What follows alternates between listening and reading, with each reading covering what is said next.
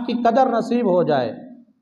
हमें ईमान तो मिल गया, ईमान को चार चांद कैसे लगेंगे, ईमान की बढ़ोतरी कैसे होगी, ईमान का ये जो एक बीज हमने बोया है ये कैसे बढ़ेगा, कैसे इस पर फल लगेंगे, कैसे ये पूरा दरख्त बनेगा, कैसे इससे लोग भी फायदा हासिल करेंगे।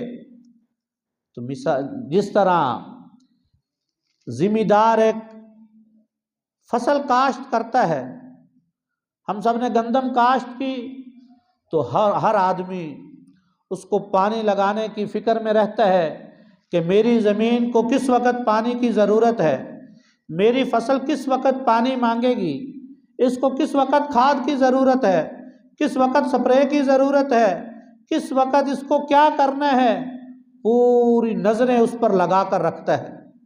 अपनी फसल से लापरवाह नहीं होता, बेपरवाह नहीं हो जाता कि कभी चक्कर ही नहीं लगाया।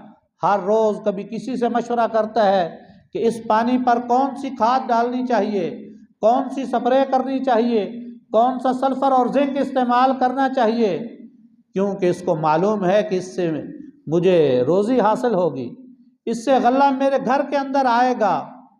इसी तरह कलमा पढ़ लेने के बाद एक बीज ईमान का दिल में दाखिल हो चुका है। अब उसको कैसे बढ़ाना है, उसको कैसे, उस चिंगारी को कैसे शोला बनाना है, कैसे उसको भड़काना है, कैसे अपने दिल को मुनव्वर करना है। तो अल्लाह पाक फरमाते हैं अला बिज़िक्रिल्लाहि तत्मइन्नुल कुलूब, कि दिलों का सुकून तो मैंने अपनी याद में रखा है, अपने ज़िक्र में रखा है। फरमाया दुनिया की सारी ज़रूरियात इंसान को मट्टी से बनाया, मट्टी से इसकी ज़रूरियात पूरी हो रही हैं।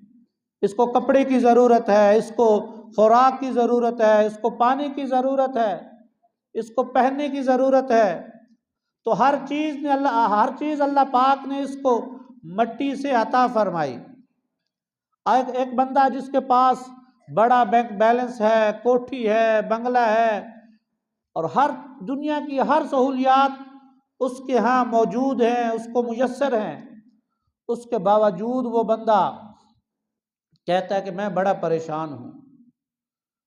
खून के आंसू रोता है कि न दिन को चैन है, न रात को चैन है, न दिन को सुकून है, न रात को नींद आती है, नींद की गोलियां खाने के बाद भी नींद नहीं आती, बड़ा परेशान हूँ।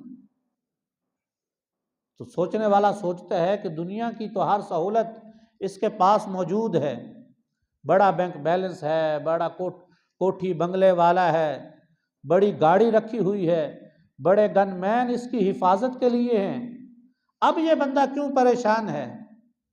तो कुरान बताता है कि अल्लाह ने जो सुकून रखा है, जो चैन रखा है, जो मज़ा रखा है, वो दुनिया की किसी चीज़ में भी नहीं रखा। कोठी बन गई, सुकून नहीं मिलेगा, बड़ी गाड़ी मिल गई, सुकून नहीं मिलेगा, बड़ा बैंक बैलेंस जमा कर लिया, सुकून नहीं मिलेगा। क्यों? सुकून किस चीज़ का नाम है? फरमाया एक है बंदे का जिस्म, और जिस्म में एक है रूह, और रूह ज़मीन से नहीं आई, रूह मट्टी की बनी हुई नहीं है, इसलिए मट्टी की जितनी भी ज़रूरियात की चीज़ें हैं उससे रूह को तस्कीन नहीं मिलेगी, रूह को मज़ा नहीं आएगा, रूह को चैन और करार नहीं मिलेगा, क्योंकि रूह जन्नत से आई है, रूह आसमान से उतरी है, रूह मेरे रब का हुक्म है, इसलिए रूह आसमान से आई है तो इसकी खुराक भी आसमान से लेनी पड़ेगी, इसकी खुराक भी आसमान से लेनी पड़ेगी। अब आसमान से क्या चीज़ आई है? आसमान से कुरान आया है, अल्लाह का फरमान आया है, नबी अलैहिस्सलातु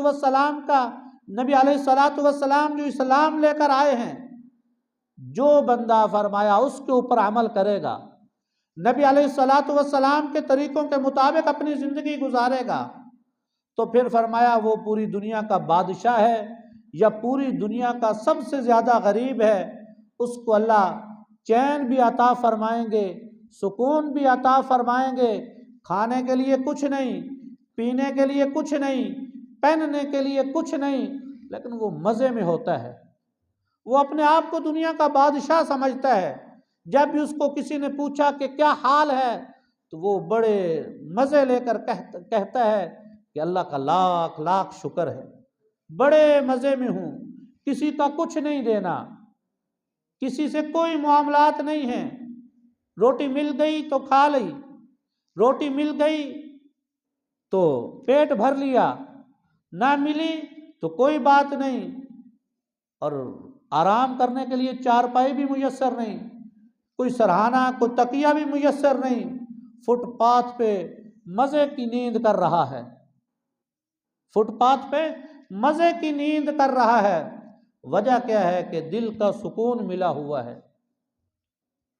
एक जगह एक जमात गई तो वो एक बड़ा वीआईपी एरिया था, बड़े लोगों की एक कॉलोनी थी, डिफेंस कॉलोनी जिसको कहते हैं।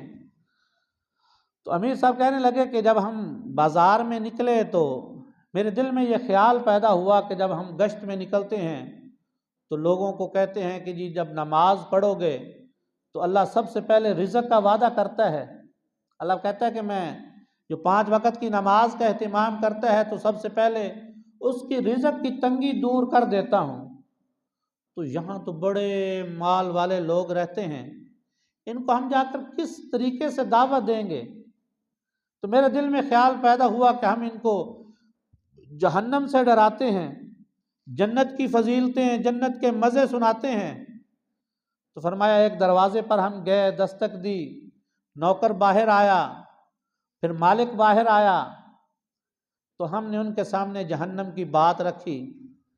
तो जैसे ही जहन्नम की बात सुनी तो वो अफसर टप टप उसके आंसू गिरने लगे, वो ज़ारो कतार रोने लगा।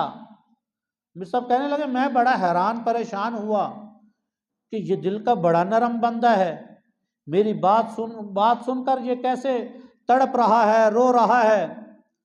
तो अमीर साहब ने कहा कि आप इतना क्यों रो रहे हैं? कहने लगा कि जी आप तो उस जहन्नम की बात करते हैं, मेरे लिए तो ये दुनिया जहन्नम बन चुकी है।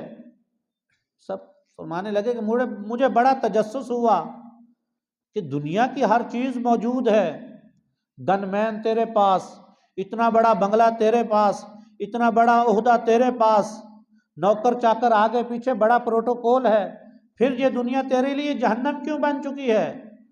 तो कहने लगा कि मेरी 2 बेटियां हैं, उनके पास अपनी गाड़ी है, अपना नौकर है, अपना ड्राइवर है, अपने गनमैन हैं, मेरी बीवी के पास सारा प्रोटोकॉल अपना है, मेरी बीवी भी घर में मौजूद नहीं, मेरी बच्चियां भी घर में मौजूद नहीं, वो अपने अपने ड्राइवरों के साथ, अपने गनमैनों और अपने प्रोटोकॉल के साथ बाज़ार में गई हुई हैं। जब तक वो वापस नहीं आती मैं सो नहीं सकता, जब तक वो वापस नहीं आती मुझे नहीं पता वो कहाँ कहाँ जाएंगी और किस वक़्त आएंगी।